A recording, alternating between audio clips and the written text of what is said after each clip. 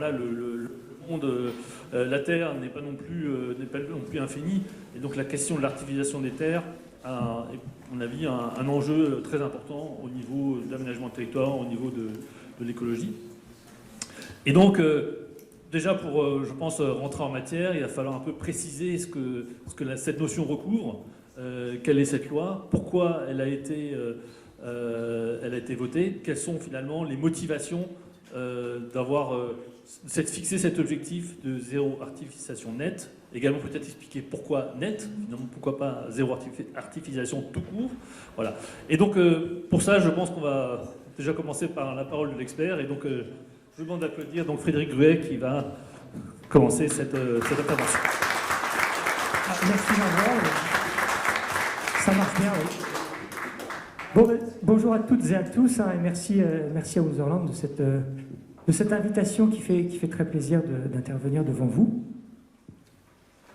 Alors, je vais vous parler, mais d'ailleurs, je suis aussi très content d'intervenir devant un membre du Parti basque, puisque le Pays basque est une aussi de mes régions d'adoption, vu que j'ai été 7 ans marié avec une Andaïaise, et que moi, ma première intervention au sein des écologistes s'est faite à Asquin, en fait. Donc, alors je vais vous parler je vais faire une intervention en 3 points. Je vais d'abord, parce que sinon on va dire, mais quel est l'écologiste d'opérette que nous a trouvé Wonderland. Je vais quand même commencer à vous dire pourquoi lutter contre l'artificialisation des sols et des mers est quand même essentiel aujourd'hui. En deuxième point, je vais dire quels sont les défauts de la loi actuelle. C'est une loi qui n'a pas été votée, enfin, qui n'a pas été conçue par des écologistes. Hein, c'est pas... Nous, on aurait fait quelque chose de très différent. Et c'est une loi qui a beaucoup de défauts aujourd'hui.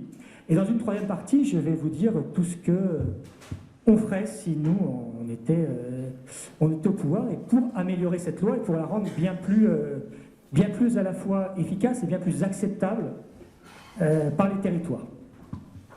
Alors, donc, tout d'abord, pourquoi l'artificialisation des sols et des mers est essentielle? Aujourd'hui, on a une extinction de masse des espèces, hein, la 6e, une chute assez draconienne de la biodiversité qui a beaucoup de conséquences. Sécurité alimentaire, résilience face aux catastrophes naturelles, énormément. Je voudrais juste prendre un petit peu de temps pour montrer un sujet essentiel qui est la lutte contre les maladies infectieuses, parce qu'on a tous subi le Covid, et le Covid, c'est clairement une conséquence qui se reproduira du déclin de la biodiversité. Alors, j'ai 3 études scientifiques, hein, parce qu'il faut toujours se relancer vers la science. Une première étude en 2008 sur le nombre de maladies infectieuses qui ont émergé depuis 1920, par décennie. Alors, il y a une étude, alors là c'est très simple, hein, on ne peut pas vraiment la contester puisqu'il s'agit de compter. 3 études, des fois la science c'est des approximations, donc on les compte. Là il s'agit de compter et de constater.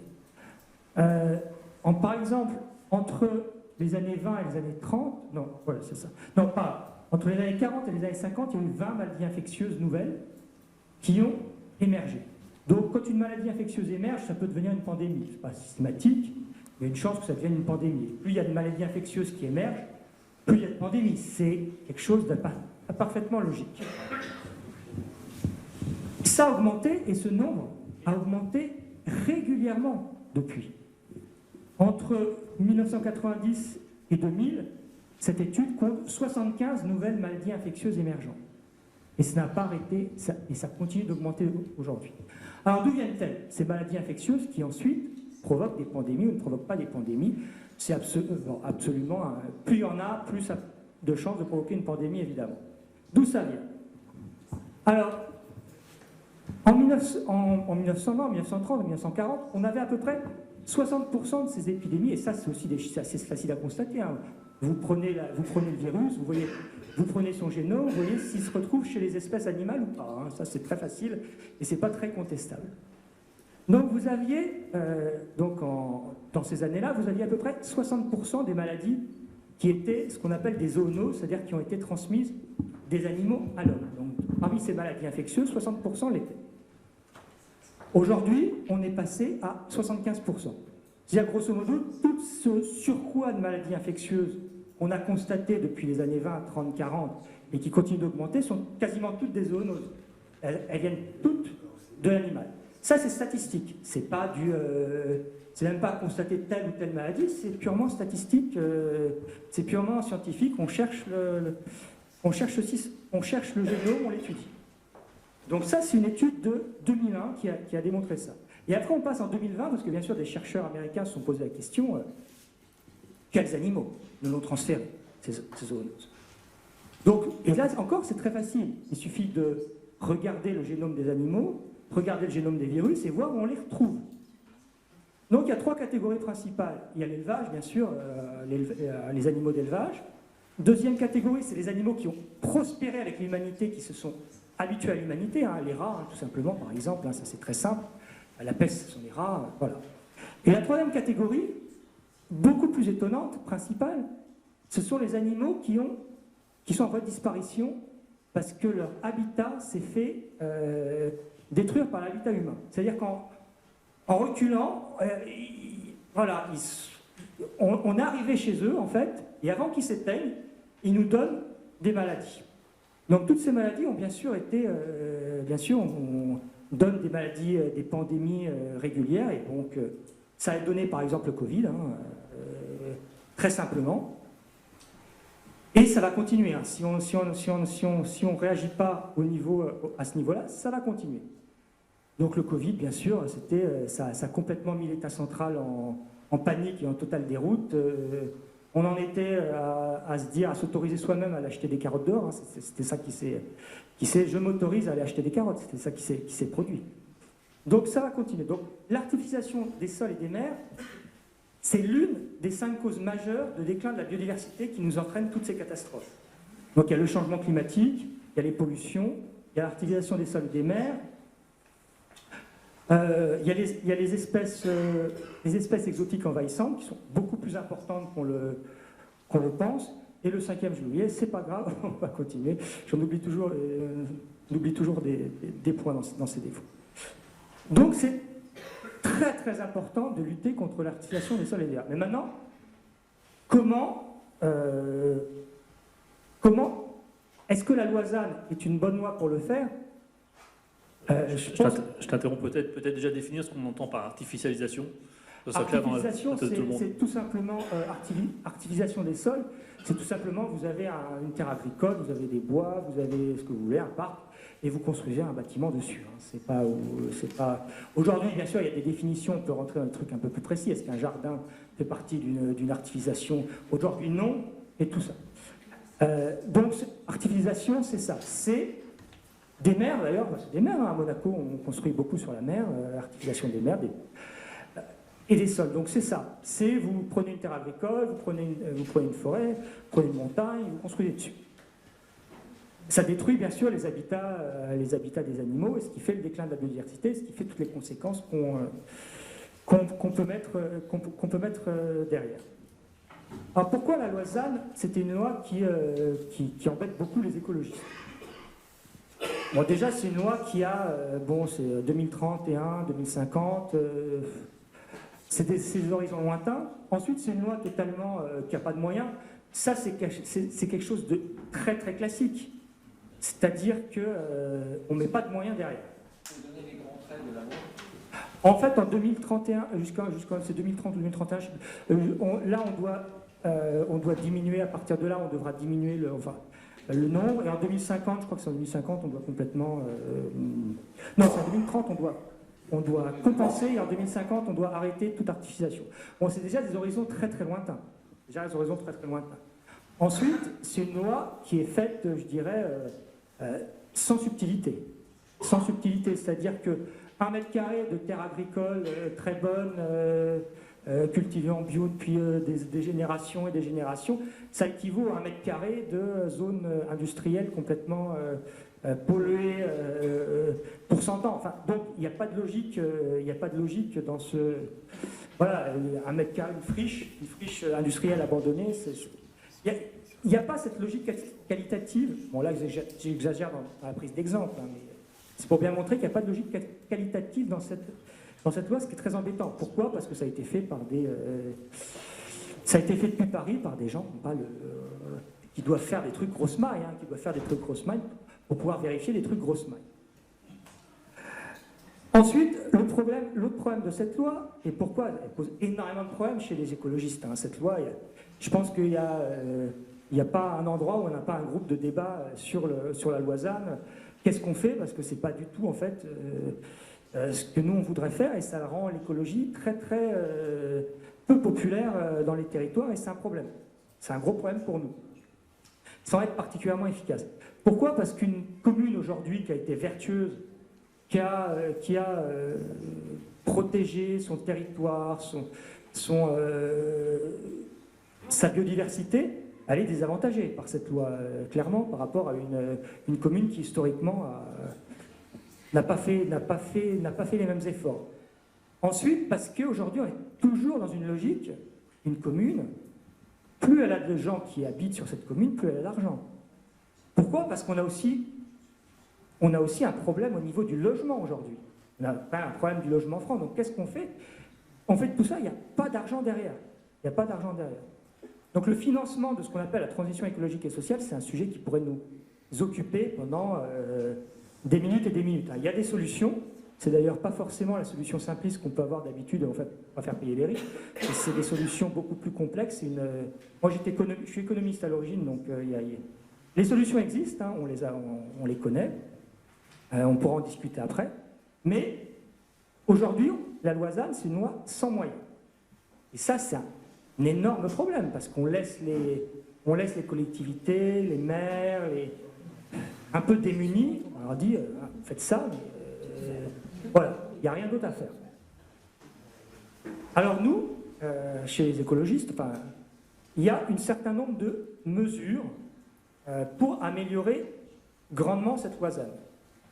Déjà, il y a plein de choses. Et puis, je pense que le problème de cette loi, qu'elle a été faite par un gouvernement qui n'était pas forcément sincère ce qu'ils ont fait. C'est-à-dire que d'un côté, on fait les plus grands travaux publics de l'histoire de France. Le canal Seine-Nord-Europe, par exemple, c'est dans le Nord, mais c'est le plus grand. Les plus grands travaux publics de l'histoire de France. C'est inutile, parce que je ne suis pas souvent à dire que je ne suis pas tout le temps à dire que des grands travaux publics sont inutiles, mais celui-là est particulièrement inutile. Ce n'est pas le sujet de cette table ronde, donc on ne va pas insister, on pourra en discuter après si vous voulez, mais juste un argument. Le canal Seine-Nord-Europe, il était dans les cartons depuis 1994, personne n'en parlait, tout le monde l'avait abandonné, tout le monde avait trouvé que ce n'était pas pertinent. Ce gouvernement l'a ressorti en même temps qu'il a fait le ZAN. Sur les plus grands, c'est 2 fois le deuxième plus grand travaux public de l'histoire de France. Il faut imaginer que le canal Seine-Nord-Europe, j'ai un ami qui a fait le calcul, c'était un ancien des Verts, c'était le premier permanent des Verts en 82. Et son obsession, c'est faire ça. La terre qui va être bougée, détruite par le canal Seine-Nord-Europe, vous prenez le Champ de Mars à Paris, vous prenez la Tour Eiffel, vous faites le parallélépipède rectangle, c'est la Terre qui va être détruite par la canal Seine-Nord-Europe. Donc d'abord on fait ça, on fait Lyon-Turin, on fait l'autoroute A69 dans le sud, on fait des tas de travaux publics, et d'un autre côté on dit aux maires et aux communes, ah ben non, vous pouvez plus, on va vous réduire votre artificialisation. C'est dur à prononcer. C'est pas logique. C'est pas logique. Et quelque part, après, il y a Barnier qui arrive et qui évidemment, il est embêté avec ça. Et il va dire, ah oui, mais on supprime les travaux nationaux du ZAN. Quelque part, c'est logique. Quelque part, c'est logique. Ça dénature la règle, mais quelque part, c'est logique. Et on a... Donc, ça a été à la fois quelque chose de fait un peu par-dessus, vraiment, vraiment mal fait. Et ensuite, c'était quelque chose qui a été fait de manière non sincère et non logique.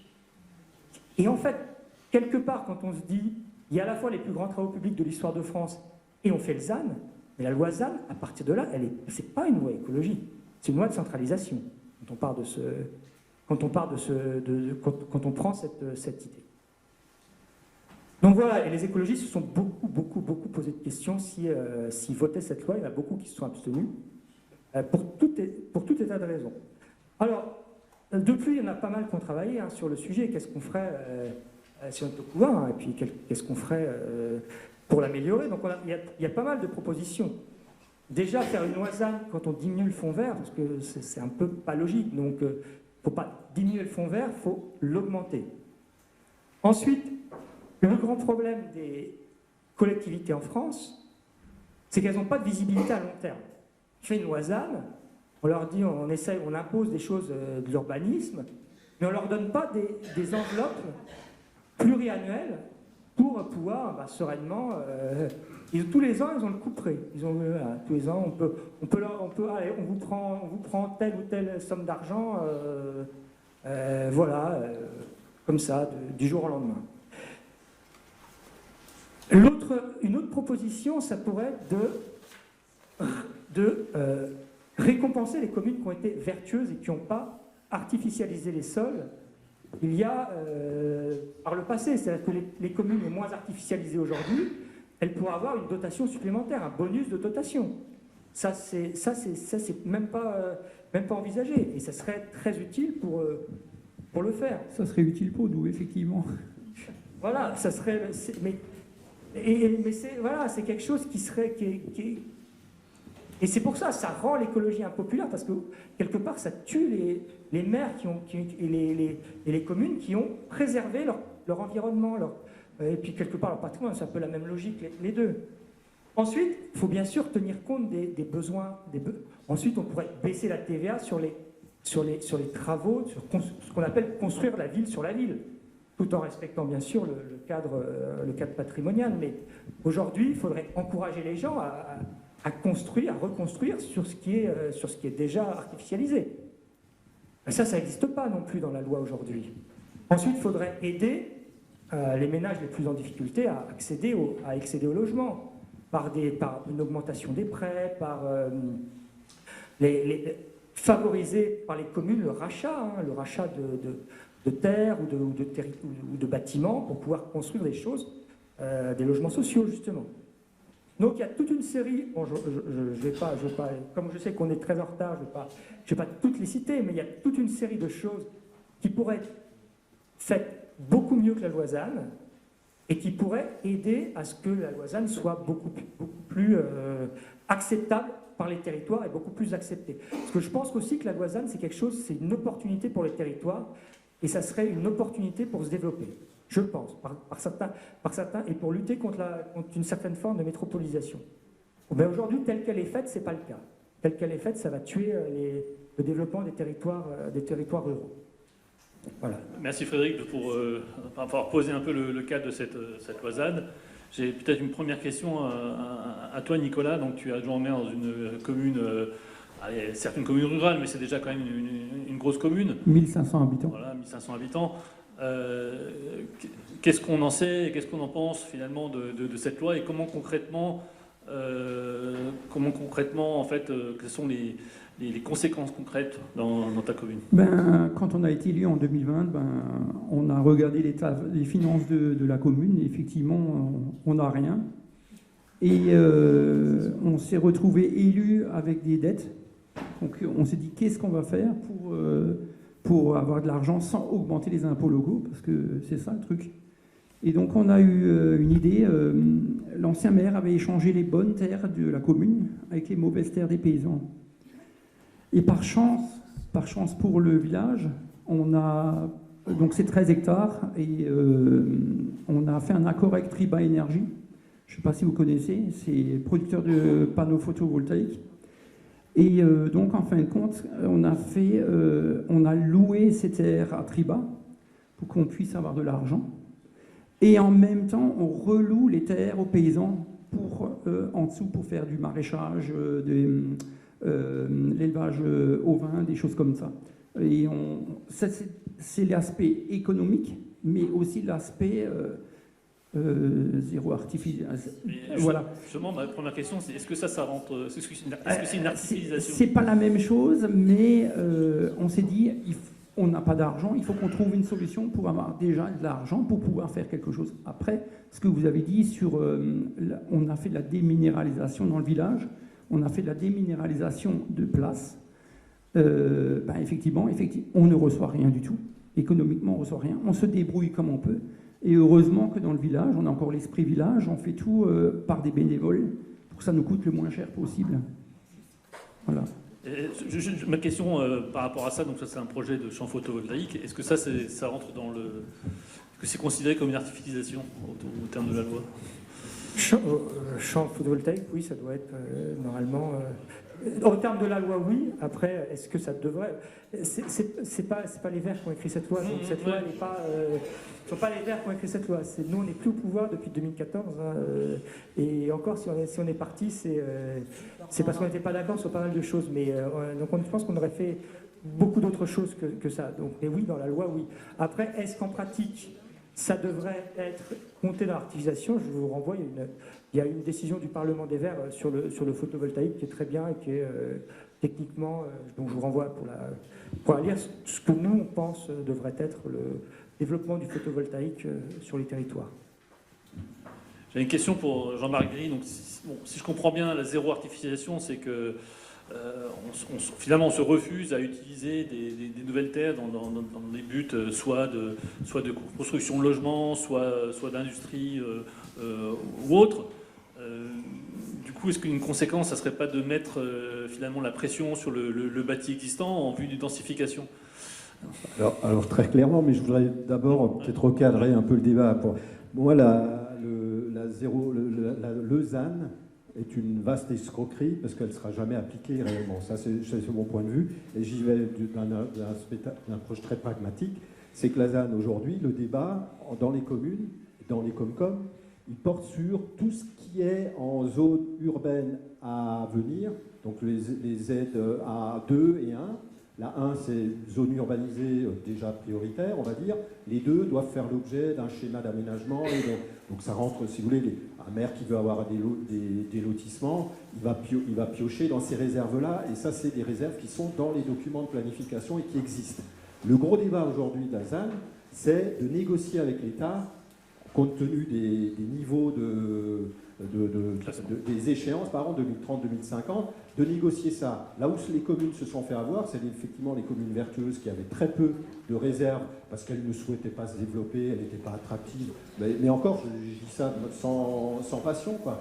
Et donc, aujourd'hui, il y a eu... Alors, la première évolution, c'est la Comcom qui réfléchit à ça. Donc, la Comcom première phase, elle prend toutes les zones, elle cumule toutes les zones et elle se dit après c'est moi qui vais les redistribuer en fonction des projets. Ce n'est pas complètement idiot. C'est la CH en fin de compte, la CH à Haguenau. Oui, mais on est bien d'accord, je ne l'ai pas nommé, mais voilà. Si le PLU est non mais je resitue le truc. Oui, aujourd'hui le débat il est là. Oui. Après, le gouvernement se tire une balle dans le pied lui-même, parce que quand Macron dit qu'il faut réindustrialiser la France, où allez-vous le faire? Sinon, en utilisant, c'est tout le problème des lotissements industriels ou artisanaux, que toutes les communes, avant que la taxe ne soit partagée, où chacun voulait avoir sa part du gâteau, et donc montait des zones d'activité, des zones de commerce, et tout. Schweighouse en a eu beaucoup, etc. Donc, en dépit de toute logique territoriale et de dynamique territoriale. Donc, aujourd'hui, on en est là. Moi, je voulais juste, pour bien recentrer le débat, dire, en Allemagne et en Suisse, vous avez un périmètre de protection de l'ensemble du banc communal qui définit la zone urbaine et la zone naturelle, agricole et forestière. À partir de là, interdit d'ouvrir à l'urbanisation dans ces territoires-là. Mais les Suisses, ils ne sont pas idiots, ils sont comme nous. À un moment donné, s'il y a de la démographie, il y a une pression démographique, il y a une attractivité quelconque ou autre qui fait ou un besoin économique qui se développe, eh ben, la commune ou l'intercommunalité a pour objectif, voire nécessité, de faire un dossier d'intention dans lequel il expose les faits, rien que les faits, c'est-à-dire j'ai une pression démographique, il faut qu'il la justifie, qu'il la démontre, et ça fait référence un peu aux dossiers environnementaux, pour n'importe quelle infrastructure. Aujourd'hui, une collectivité, quelle qu'elle soit, elle est obligée de faire et de répondre à des enjeux environnementaux en faisant les études d'impact entre guillemets. Eh ben, l'équivalent en Allemagne, c'est que pour ouvrir une partie du ban communal ou des intercommunalités, de faire un dossier d'intention avec une étude d'impact. Là où c'est intéressant, en plus, c'est que sur la forme construite après, il faut justifier de la mixité. C'est-à-dire que si vous ouvrez une zone d'activité, elle ne suffit pas, il faudra y mettre du logement. Si vous voulez ouvrir une zone résidentielle, il faudra aussi mettre de la mixité en termes d'activité, etc. Moi, j'ai vu ça à Berne, j'ai voulu faire, en tant que directeur du CLU à l'époque, une formation là-dessus, parce que je trouvais que ça, c'était un exemple très intéressant. Et il y a quelques projets comme ça qui montrent que le long de la rue principale, juste pour vous donner un peu l'idée, on y mettait les commerces, donc, ou des maisons de santé, ou des choses comme ça, enfin du service public. En deuxième rang, on pouvait y mettre des bureaux, de l'activité commerciale ou truc. Et en troisième rang, plus bas, alors là il se trouve que c'est un coteau, donc je le décris un peu comme ça en descendant, mais ça peut être horizontal strictement. On avait là de la résidence. Et la résidence, c'était pas de la maison individuelle, c'était du collectif, des plots, etc. Donc c'est là où je peux rejoindre la ZAN, c'est de dire que refuser à l'échéance de 5 ans, à 2050, tout nouveau lotissement, c'est plutôt une bonne chose. Par contre, je pense qu'on ne peut pas figer les systèmes. L'évolution de la société fait qu'on a toujours des besoins et donc il faut laisser des perspectives de développement à des communes, mais il faut effectivement les contraindre, mais pas par la ZAN. La ZAN, c'est vraiment l'enclume pour enfoncer un clou. Enfin, c'est complètement débile et de toute façon, comme je vous l'ai dit en entrée de jeu, le gouvernement s'est tiré une balle d'eau et ça ne sera pas appliqué. Ça, je suis la preuve. Déjà maintenant, on exclut les grandes infrastructures, bon déjà, mais à un niveau plus local et régional, ça va être la même chose, quoi. Il y a des infrastructures que le Grand Est va générer, ou voire même que la région Alsace, au sens strict, va générer, il faudra bien y répondre. Imaginez demain une nécessité d'une troisième voie ferroviaire. Avec la ZAN, on ne pourra pas le gérer. Donc il faudra bien trouver des extraterritorialités et des mesures de planification qui vont... voilà pour le dire. Donc moi je pense que c'est ça le cadre. Alors par contre, après, pour revenir à mon propos de ce matin, je n'ai pas eu le temps de développer le sujet, je déborde là encore une fois. La ZAN, immanquablement, et là aussi on va être sur des paradoxes. Hein. C'est que si on ne peut pas construire de lotissement à l'extérieur, les promoteurs, eux, peuvent très bien se rabattre sur du logement collectif et essayer de trouver les terrains à bâtir.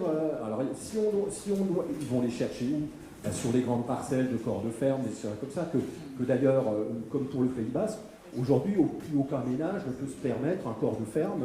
En gros, c'est allez, même 500 arts ou autres, c'est un minimum 1 million ou 1,5 million d'achats sans faire les travaux après de rénovation, quoi. Donc ça, alors qu'est-ce que font ? C'est des promoteurs qui viennent acheter. Comme ils ne peuvent pas, parce qu'il y a déjà des règles d'urbanisme qui empêchent de bâtir en profondeur, hein, et je vous ai dit que mon défaut dans la présentation des ensembles, c'était qu'on focalisait sur le bâti à l'avant de la parcelle, mais que très souvent sur ces grandes parcelles, corps de ferme, c'est sûr, il y a une parcelle qu'on ne peut pas bâtir, parce que c'est du jardin, c'est le truc. Alors c'est vrai que si on écoute la ZAN au sens strict, on va arriver à cette absurdité. Puis là, vous aviez ouvert, Frédéric Bruer a ouvert un truc en disant il y a une perte de diversité. Alors là, dans les jardins, chez nous, dans les marais, dans les jardins, là, il y a de la diversité. Dans les champs de maïs, il n'y en a pas, quoi. Je pense que déjà, là, il y a aussi un gros problème entre quelle artificialisation. C'est pas parce que la nature ou le terrain agricole n'est pas artificialisé qui présente de la diversité. Là-dessus, ça peut être un vrai débat qu'on ait à avoir. Hein. Si le hamster a disparu, c'est bien parce que la diversité de nos terrains, enfin... Et les remembrements. Et les remembrements.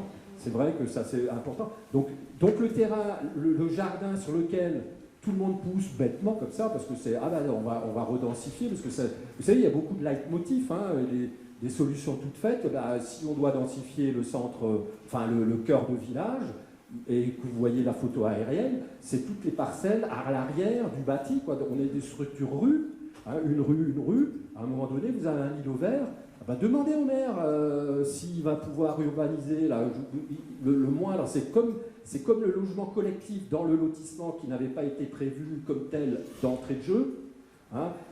Tous les lotisseurs individuels font leur maison individuelle, et puis quand arrive le logeur social, il a un refus tollé, puis les gens oublient d'où ils viennent et comment voilà. Et beaucoup de maires se sont vus refuser par contestation le logement collectif dans un lotissement qui n'avait pas d'âme, pas plus d'âme que ça. Alors imaginez demain, et je connais beaucoup de maires qui sont déjà dans ce cas de figure, d'aller construire et de densifier en cœur de parcelles, enfin d'îlots, dans le village, quoi. Donc c'est pour ça que je dis, là encore une fois, la zone. Par contre, ça n'empêche pas effectivement de ces promoteurs-là de le chercher. Et puis j'ai des cas d'exemple que je vous ai montrés sur l'image, et j'en avais encore d'autres en portefeuille. Là où c'est effectivement, moi je m'y refuserais pas si les projets étaient de qualité.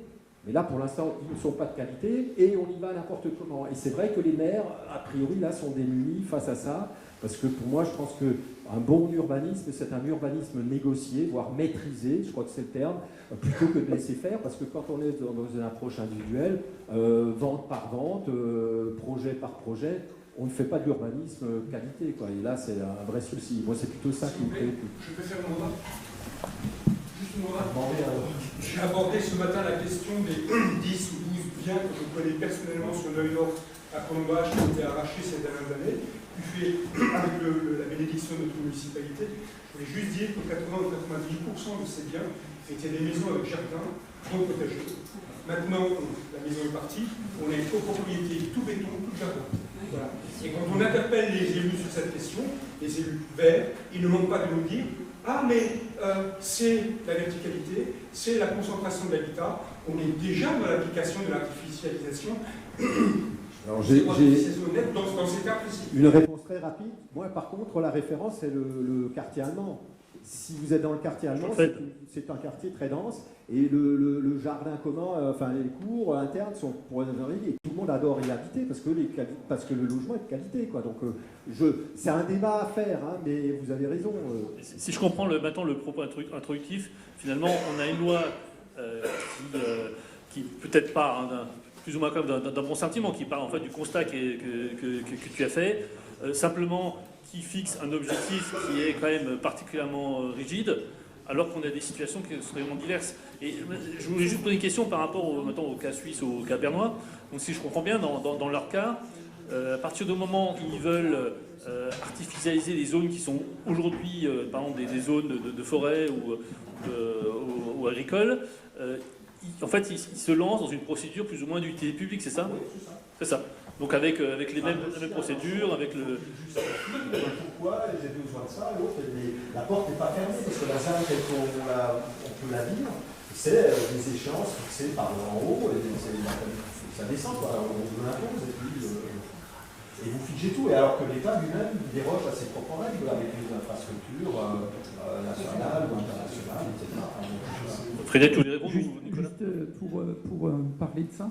Donc quand on a su qu'on ne pourrait plus faire de lotissement, on s'est dit, bon, qu'est-ce qu'on va faire? Parce qu'on s'est déjà imaginé le village avec des immeubles en plein centre du village. Et donc on avait contacté l'ASMA avec Gilles Becker. Oui, ouais. Et donc on a fait, pour la petite histoire, on a fait un état des lieux des maisons qu'on a encore dans le village, les granges et tout ça, pour les... entre guillemets, pour les protéger, ça veut dire au moins protéger le volume, parce que bon, malheureusement, notre village a été bombardé lors de la Deuxième Guerre mondiale, donc il n'y a plus beaucoup de maisons alsaciennes, malheureusement. Mais on s'est dit, on va quand même essayer de garder l'esprit du village, bien qu'effectivement, on a un petit peu le même souci financier avec les banques, c'est qu'il y a beaucoup de maisons qui sont à l'abandon chez nous, parce qu'il n'y a personne, il n'y a pas d'argent. Les gens n'ont pas d'argent pour acheter et rénover ces maisons-là. On a un peu le même souci voilà, chez nous. Voilà ce que je voulais dire. Oui, Marcel. Oui, on peut, je pense. Écoutez, en complément,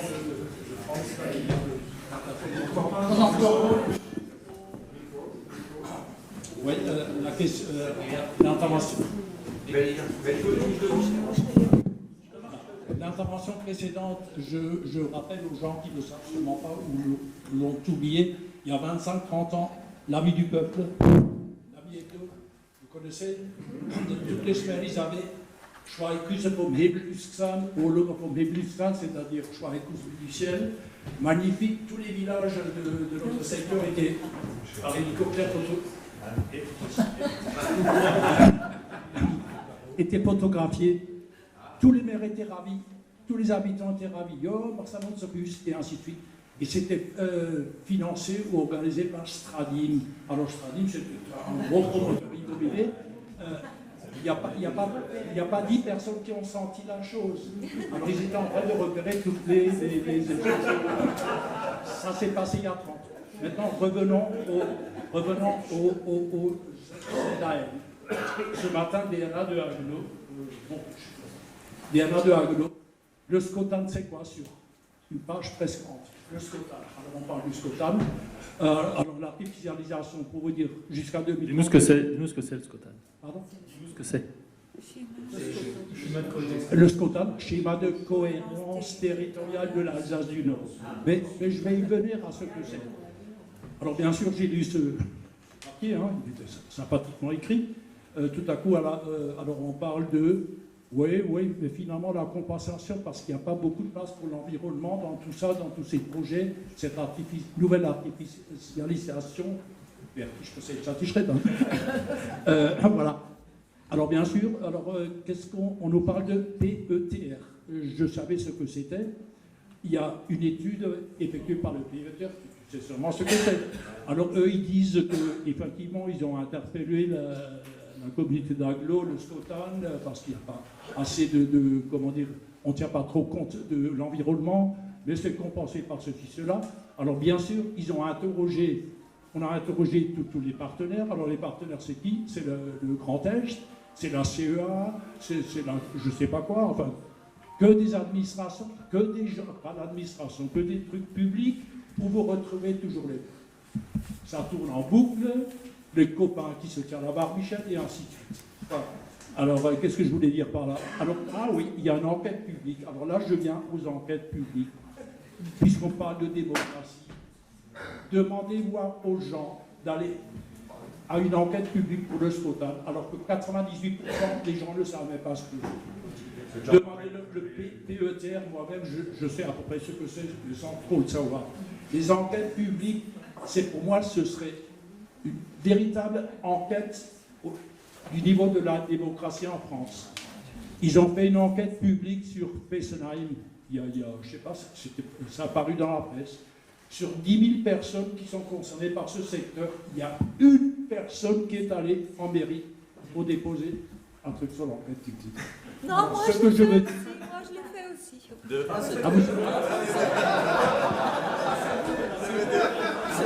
Il faut aller voir les DNA, hein, c'est le lion. Donc ce que je veux dire par là, on est entré dans un cercle, pas vertueux, un cercle, on ne sait plus quoi.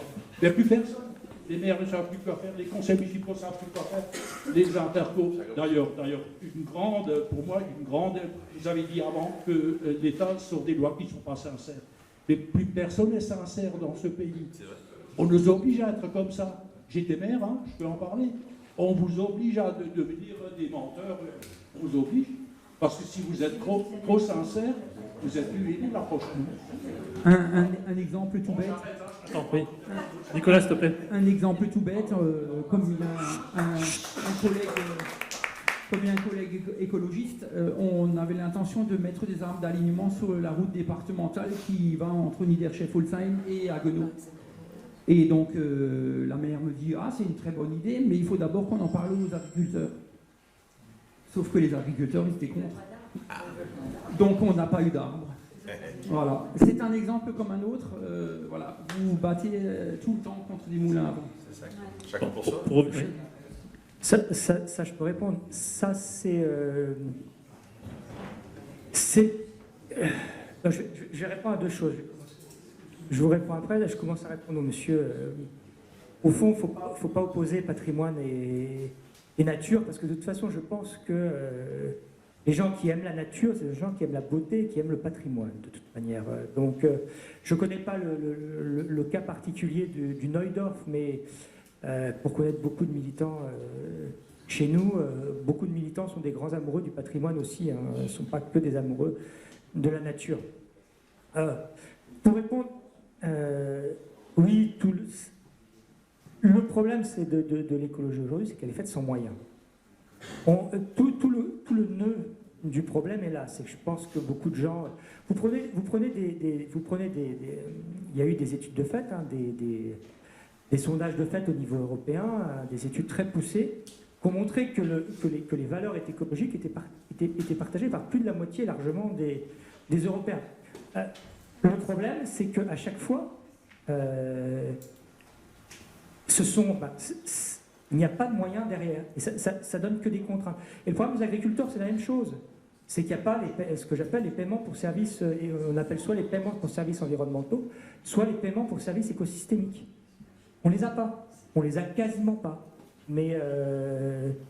Et donc, à partir du moment où on n'a pas de financement pour la transition écologique, c'est considéré comme des contraintes, et les gens le ressentent. Et puis, quelque part, la colère, je peux la comprendre par beaucoup de moyens. On leur impose des choses qui handicapent sérieusement leur vie, qui leur compliquent l'existence, qui des fois les paupérisent, sans leur donner les moyens de s'adapter à ce qui devrait être, hein, la nouvelle société, le nouveau monde. Donc ça, je le comprends parfaitement. Et votre affaire je connais pas le cas d'espèce, hein, en particulier, mais à mon avis, c'est exactement ça. C'est que il y a beaucoup comment dire, ils n'ont pas assez d'informations. Ils ne comprennent pas que le climat change, que la production agricole peut être meilleure souvent quand c'est sous des arbres, des choses comme ça. Pour eux, c'est encore la vieille école. C'est même pas ça. On n'a pas besoin que les gens en fait comprennent. On a besoin d'aider les gens et de les accompagner dans ce domaine-là. Des gens qui ne comprennent pas. On a besoin que les gens comprennent. Attends. Deux secondes. Laisse terminer le propos et après si tu veux réagir. Je dis qu'il n'y a pas besoin que les gens particulièrement comprennent. L'essentiel, c'est qu'on les accompagne. Le problème, c'est qu'après, qu'ils comprennent ou qu'ils ne comprennent pas, après, il faut les accompagner Le problème, c'est qu'on ne les accompagne pas. Et donc, il y aura toujours des gens qui ne comprendront pas. Mon propos de ce matin, c'est commencer par faire comprendre les choses aux gens avant de les accompagner. Quoi. Donc là-dessus... Pour être acteur, c'est le premier problème, c'est de comprendre. Mais il y aura toujours qui ne comprendront pas. Et après, tu accompagnes. Mais il ne faut pas mettre la charrue avant les deux. D'abord, c'est comprendre, participer, et après, financer.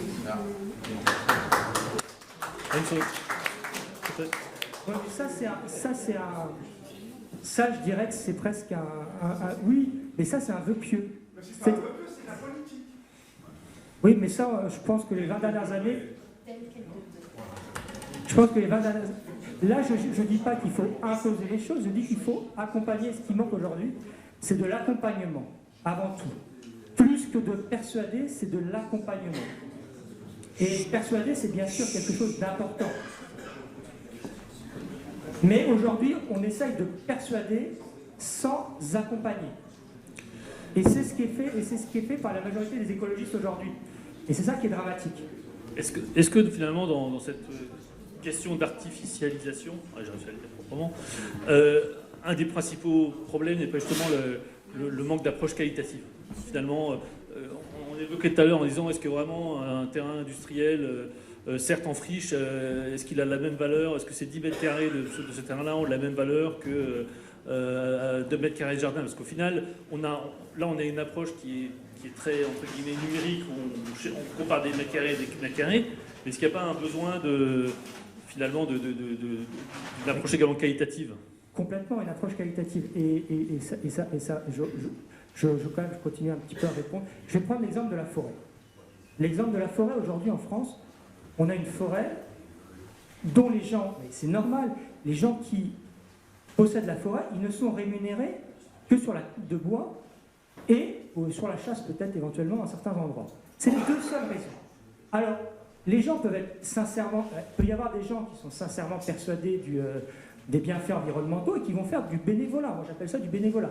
Dans ces cas-là, ils vont entretenir leur forêt de manière pro-biodiversité, pro-environnement. Mais moi, j'appelle ça du bénévolat. Et c'est pour ça que je ne dis pas qu'il ne faut pas convaincre les gens, mais c'est je veux dire que convaincre les gens, ça ne suffit pas et ce n'est pas forcément aujourd'hui la priorité. Parce que les gens, ils peuvent être convaincus, Aujourd'hui, ils ont des réalités économiques, ils ont des réalités de vie qu'ils doivent tout simplement manger, ils doivent tout simplement élever leurs enfants, il y a beaucoup de choses. Et même s'ils sont convaincus, des fois, ils ne le feront pas.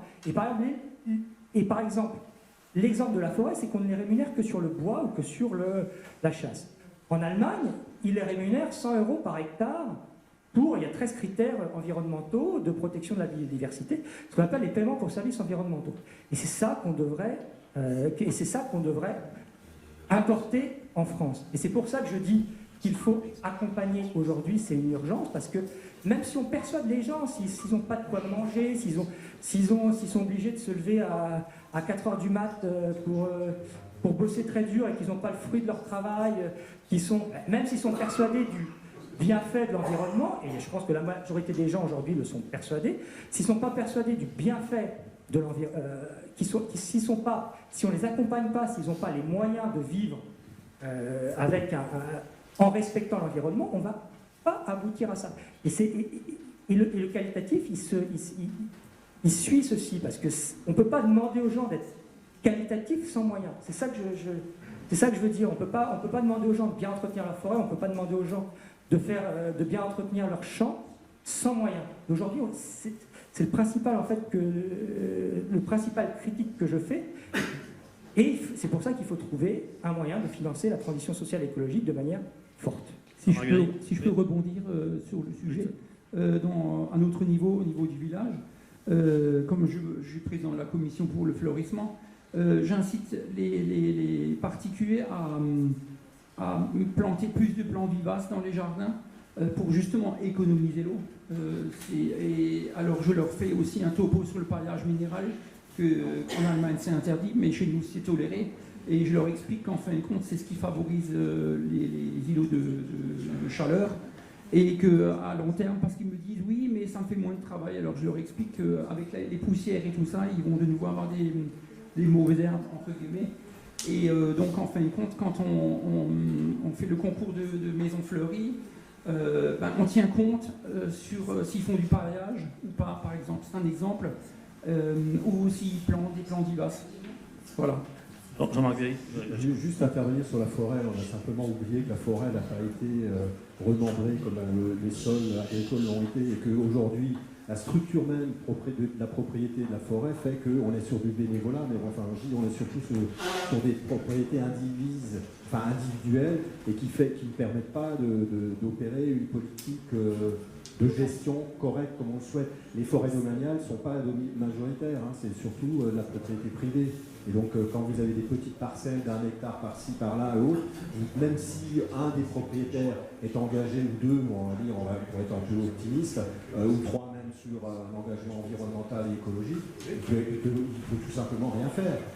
Parce qu'un terrain agricole, vous pouvez encore y accéder quand vous avez une parcelle prise dans un magma de propriété individuelle, c'est impossible, donc bref, pas une bonne gestion. Donc je pense que on ne peut pas comparer les choses, quoi. Et la forêt, c'est vraiment le problème en France, c'est qu'elle n'a pas été remembrée quand il le fallait. Alors est-ce que c'est une bonne chose ou pas quand on voit ce que ça a donné au point de vue agricole? Ça, je me réserve le propos, quoi, mais je voulais juste verser ça à la réflexion. Je crois qu'il y a peut-être faire circuler quand même la parole. J'ai peut-être juste encore une question encore là, juste par rapport à... Donc ce matin, on a vu en fait les différentes typologies de maisons alsaciennes, les différents usages de chaque partie de l'habitation, dans un contexte dans lequel on va finalement, à la fin, quand même chercher à densifier l'habitat. Là, je pose également la question à l'architecte. Est-ce qu'il y a des réflexions de la façon dont on peut finalement utiliser des parties qui à l'époque avaient un sens, dans un sens de production, comme toutes les annexes qu'il y avait, pour les transformer en habitat sans en défigurer l'aspect, c'est-à-dire comment finalement modifier en partie l'usage de ces maisons qui étaient foncièrement agricoles, finalement pour répondre aux nouveaux besoins. Bon, merci pour cette question, parce qu'en fait, celle-là, je ne l'ai pas du tout évoquée. J'ai vu que j'ai abordé beaucoup de choses et du coup, je me suis dispersé. Mais il y en avait une qui me tient à cœur et que je développerai volontiers. C'est que pour les grands corps de ferme, par exemple, voire fermes les moyennes, un des enjeux d'avenir, c'est ce que je peux appeler l'habitat participatif. Et alors, je ne sais pas, notre ami Basque est parti, parce que je voulais lui poser la question justement sur cette reconversion, et ça peut être un engagement aussi, c'est que, en tout cas en Alsace, ça peut être une opportunité pour des ménages seuls, impossible aujourd'hui d'acquérir un corps de ferme, comme je l'ai évoqué rapidement. Par contre, vous vous mettez à 3 ou 4. Moi, j'ai travaillé en tant que CAUE, j'ai été à l'origine d'ailleurs de l'émergence de la politique d'habitat participatif à Strasbourg, pour en avoir discuté avec Alain Youn, comme ça, à une table autre, enfin, et la ville engageait un concours d'immeubles collectifs parce qu'elle considérait que ce qui se faisait habituellement dans la promotion privée était dégueulasse, qui n'était pas qualitatif du tout. Et puis au contraire, moi j'avais avec les amis d'Éco-Quartier Strasbourg, qui étaient un porteur un peu de cette idée de Baugruppe à l'allemand, et puis d'autres structures, je recevais au CAUE des ménages intéressés par l'habitat, mais qui n'arrivaient pas à démarrer leur projet parce qu'ils n'avaient pas de terrain. Les seuls terrains que la CERS, entre guillemets, qui avait participé un peu, leur offrait, c'était du terrain à bâtir comme pour n'importe quel promoteur. Donc c'était pas accessible ça non plus au coût du foncier. Et quand la ville m'a appris qu'elle allait engager ce concours d'immeubles, c'était sur des dents creuses. Donc là, ça rejoint la question de la densification. Et il y en a quelques-unes dans le quartier. Hein, j'habite moi aussi dans la partie sud de Neudorf. Ces terrains, c'était des dents creuses, des choses qui restaient en friche, qui servaient de parking sauvage, etc. Et je disais, mais là, il y a une opportunité phénoménale, c'est que un architecte qui fait de la promotion, je ne le connais pas, ça se passe très mal, c'est pas notre métier, il sait faire du projet. Par contre, l'idée, c'était que l'architecte lauréat il y avait 10 terrains qui étaient à donner à concourir, allait faire la construction du projet qu'il avait dessiné. Et là, ça n'allait pas, il lui manquait le maître d'ouvrage, enfin, il lui manquait, pardon, les usagers, quoi. Donc je dis, moi, votre idée est très bonne, mais il faut que vous paxiez, je vais utiliser ce terme-là, l'architecte avec un groupe d'autopromoteurs. Et c'est parti comme ça. Après, il y a eu des modifications, on en est aujourd'hui à la 4e session, quoi, des choses. Et comme il y a eu un comité de pilotage sur l'habitat participatif qui s'est mis en place au niveau de l'EMS, un des axes, c'était de dire il faut qu'on gagne les communes périphériques à et ça, malheureusement, ça n'a pas pris pour X raisons. Hein. C'est peut-être le jacobinisme strasbourgeois par rapport au reste, ça a été évoqué ce matin, que je conçois parfaitement d'ailleurs. Mais je reste persuadé que c'est une option. S'il y a des maires qui veulent le tenter, il faudrait trouver 2-3 situations d'exemple, enfin, pour lancer et montrer que c'est faisable. Je pense qu'un corps de ferme, 5 ménages ou 3 à partir, et puis à partir de là, construire le projet, le diffuser. Et là, les architectes ont trouvé des solutions pour les voitures ou la mettre sans défigurer l'environnement, parce que le gros problème, c'est principalement ça. Transformer une grange, alors c'est vrai que beaucoup de granges ne sont pas fondées, j'en ramène à de la technique en tant que tel, mais on peut faire de la boîte dans la boîte et donc créer du logement dans des granges. Un des problèmes que je vois, c'est que si l'ABF, alors pour nous c'est des alliés à l'ASMA, mais parfois ça peut aussi être des empêcheurs de tourner en rond, parce que quand l'ABF vous impose, enfin vous renie la possibilité de créer des ouvertures au prétexte de garder l'intégralité de la toiture et du pan de bois que je vous ai montré sur certaines salles, ça va pas, quoi. Aujourd'hui, on doit pouvoir transformer les dépendances, qui ne sont pas des habitations, en habitation avec toutes les marques distinctives de ce changement de... Et c'est pas si évident, vous voyez, donc même quand on propose des solutions, après, pour la mise en œuvre, il faut s'adapter, il faut négocier. Mais quand c'est dans un mouvement, l'ABF, c'est comme tout le reste, il va modifier aussi ses postures, quoi. Alors, on connaît les réactions immédiates, mais après, quand c'est porté par le politique, porté par la population, porté par des maîtres d'ouvrage qui y croient, on peut emporter toutes les contraintes. C'est ceux qui, comme disait l'autre, je ne savais pas que c'était infaisable, donc je l'ai fait, quoi. J'ai encore une question pour l'urbaniste et pour l'architecte. Finalement, de mes lointains souvenirs d'école, à l'époque, il y a la charte d'Athènes qui avait décidé finalement de séparer les usages d'habitation, les fonctions d'habitation, les fonctions de production, etc. Alors que dans la ville médiévale, finalement, la production construction, l'habitation, tout ça était dans un même endroit. Et finalement, quand on regarde le besoin en bâtiment, en artificialisation, voilà, on a un logement dans lequel on passe 10 heures par jour, on a un bureau dans lequel on passe 9 heures par jour, et le reste du temps, c'est libre. Est-ce que finalement, il n'y a pas un retour de l'histoire dans l'idée finalement d'essayer de retourner vers une maximisation de l'usage des bâtiments existants pour éviter d'avoir de nouveau à artificialiser Oui, il y a même, là encore une fois, du côté allemand et du côté suisse, on est plus dans les structures des approches coopératives. On a aujourd'hui des projets, alors plutôt dans le neuf, voire dans la réhabilitation, qui est ce qu'on appelle la cogénération. Où vous avez les problèmes de logement qui ont été évoqués par notre ami basque montrent bien que c'est intergénérationnel, quoi. C'est pas une seule, un ménage.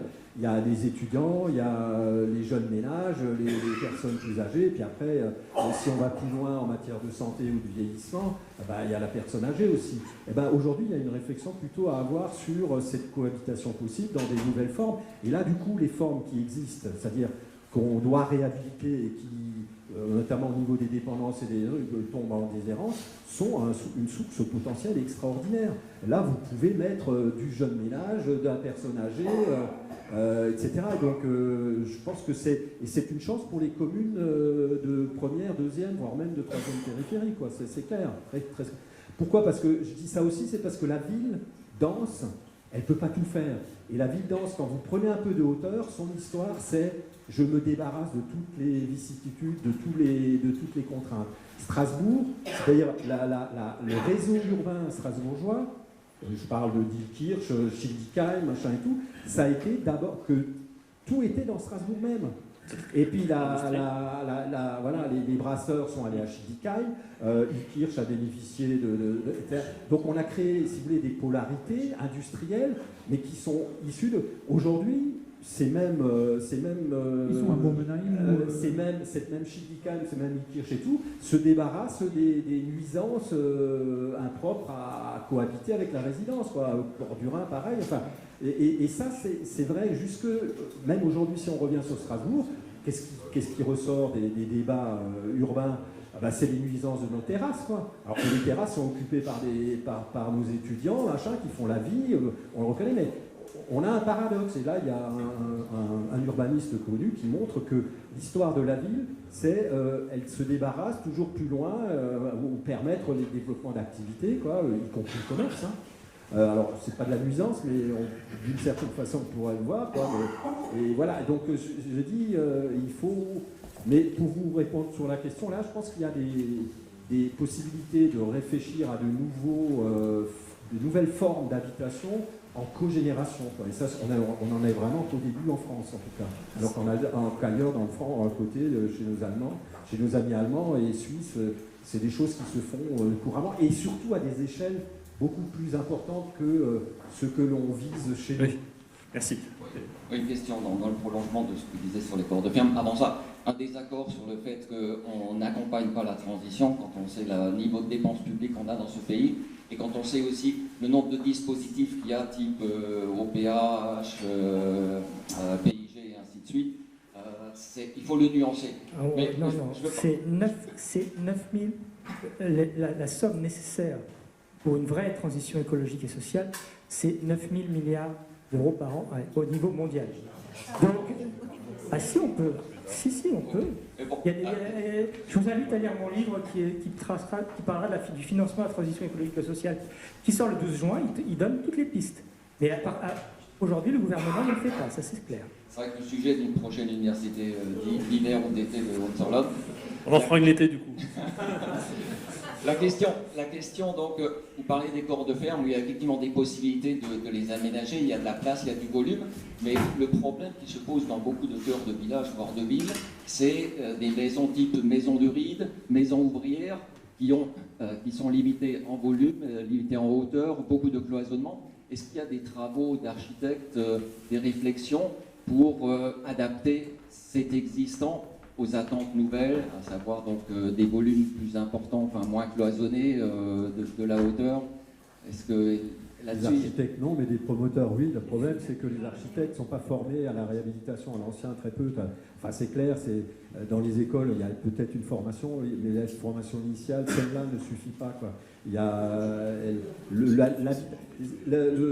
l'ancien, c'est 50% du marché de la construction, en gros, depuis toujours, on donne ce chiffre, mais ça est aussi entre 40 et 50%.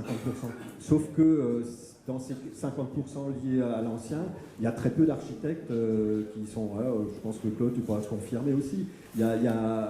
Malheureusement, c'est une formation... si vous me demandez combien il y a d'architectes du patrimoine, ne serait-ce que sur Strasbourg, enfin sur l'Alsace, il y en a très peu, quoi. Il y a du 10, 20, et encore, c'est un grand maximum, c'est insuffisant. Le problème, c'est par exemple... Moi, j'ai aussi un regret, c'est sur l'habitat. Je regarde Laurence puisqu'elle a été en charge de ce dossier sur Alsace à l'Alsace, maison alsacienne du 21e. On avait lancé conjointement avec la CEA un appel à manifestation d'intérêt, enfin un projet, pour justement permettre sur des corps de ferme, enfin identifier de montrer comment la reconversion en habitation ou autre, en service, était possible. Ça a été un fiasco parce que d'une certaine façon, parce que les réponses ont été totalement... il y a eu très peu d'architectes qui ont répondu et les réponses qu'on a obtenues ne nous ont pas servi, quoi. Et ça a été un vrai drame, quoi. Alors, Jean, vous savez, j'ai deux passions, j'ai l'Alsace et les chemins de fer. Et dans les chemins de fer, du moins en Suisse, on essaie d'être ponctuel. Et là, on a un peu de retard, donc on prend juste une dernière question. Et après, on passera à la table ronde suivante. Une question sur l'écologie. Enfin, c'est pas une question sur l'écologie, c'est une mise au point. Je suis écologiste, je suis d'accord avec vous, mais on est dans une démocratie, je peux vous contredire. Au sujet du canal. Le canal du Nord. Le nombre de mètres cubes de terre. Bon, j'ai demandé à Madame Google, elle vient de me répondre. Donc le canal faisant 45 km de long, sur 50 de large, ça nous fait 2 250 000 mètres carrés. C'est pas le bon canal à mon avis. Si, mètres carrés de terrain.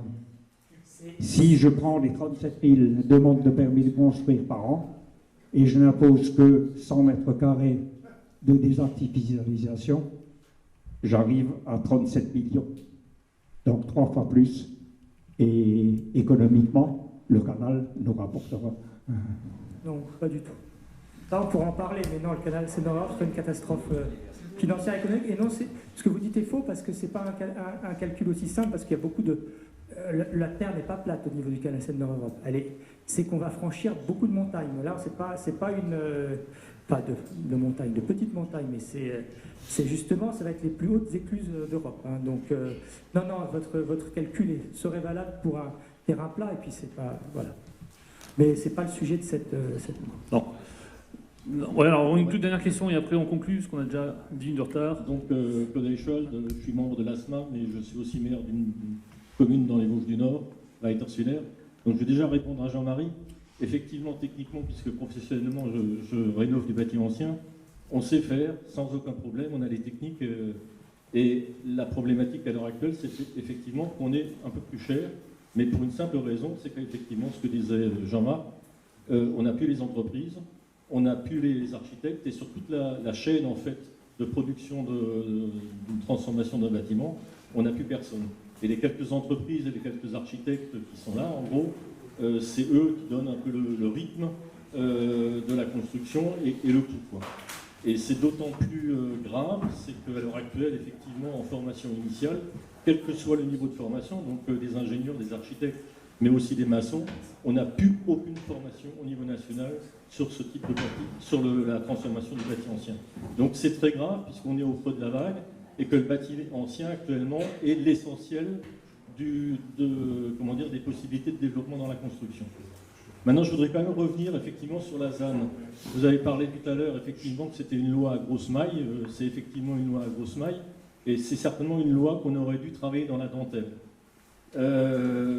En plus, si on reprend un peu les chiffres, on se rend compte, les derniers chiffres de l'INSEE, sur le Grand Est, je crois que Barin tire un peu son épingle du jeu, on a encore une légère progression au niveau démographique, mais on sait que dans les années à venir, on va stagner.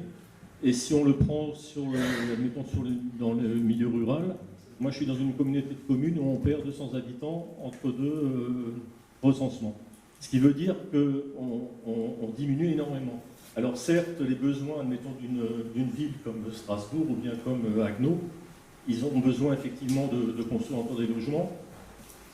Par rapport au monde rural, par contre, même dans le monde rural, on trouve cette dichotomie entre effectivement des petites villes ou bien éventuellement les villes et les villages qui sont, admettons, le long d'une voie ferrée, où il y aura de la pression, il y aura de la demande, mais globalement, on perd. Et si on analyse les chiffres, et c'est ce qu'on vient de faire au niveau du groupe Habitat, au niveau de notre communauté de communes, on se rend compte qu'en fait, les objectifs qu'on avait intégrés dans notre PLUI, qui date de 2019, en zone UA, en zone UB, en fait, on est largement en dessous. C'est-à-dire qu'à l'heure actuelle, on est encore dans des logiques de vouloir construire, développer, alors qu'on n'en a plus on n'en a pas les besoins, en fait. Si on fait l'analyse, donc on n'a plus besoin d'autant de lotissements et de zones artisanales et autres. Par contre, on se rend compte, malgré qu'on perd de l'habitat, des habitants, on a besoin de petits logements parce qu'il y a quand même des gens qui viennent s'installer, notamment des jeunes couples qui ont besoin de petits logements. En face de ça, on a des milliers de mètres carrés, effectivement, de grands, de bâtiments anciens, dans les cœurs de villages et dans les cœurs de villes, qui sont à l'abandon. Mais proportionnellement, dans les années à venir, on se pose la question, déjà, comment on va transformer ces bâtiments, mais ça, globalement, on sait le faire. Mais comme la population régresse, en fait, ces milliers de mètres carrés, il y en a une partie, soit on les transforme à destination d'autre chose, et donc ça a été évoqué, est-ce qu'il n'y a pas lieu de faire re-rentrer les activités un peu dans les villages et dans les villes et donc tu expliquais très bien qu'en gros, la ville qui veut se développer, elle éjecte en fait tout ce qui la dérange. Nous, on commence à réfléchir, effectivement, il faut une mixité. Il faut commencer à faire rentrer peut-être du petit artisanat, du service, des bureaux. Aujourd'hui, avec la fibre, on peut très bien avoir un pôle de bureaux qui s'installe dans un petit village au fin fond de la campagne, et ça pourrait très bien fonctionner. Et donc la problématique, est-ce que demain, effectivement, on peut générer de la mixité, donc réfléchir à ça dans nos villages et dans nos cœurs de ville, éventuellement aussi démolir, parce que démolir, ça fait peur. Au niveau de l'asthma, c'est un mot qu'on n'aime pas entendre, mais peut-être qu'il va falloir aussi démolir pour recréer des espaces verts, pour créer de la biodiversité au sein de nos villages, et effectivement transformer et conserver peut-être certains bâtiments, les sauvegarder au niveau de toiture, simplement pour avoir une réserve, plus une réserve foncière, mais une réserve de mètres carrés disponible. Merci.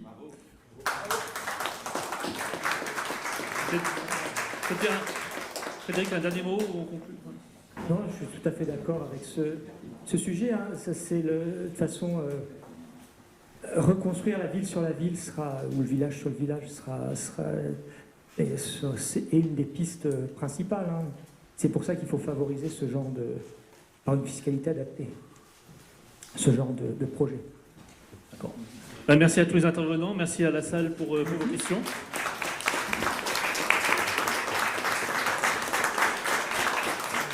Alors, on n'a certainement pas fait le tour de la question, mais au moins on a évoqué quelques sujets qui étaient tout à fait intéressants. Merci d'avoir participé.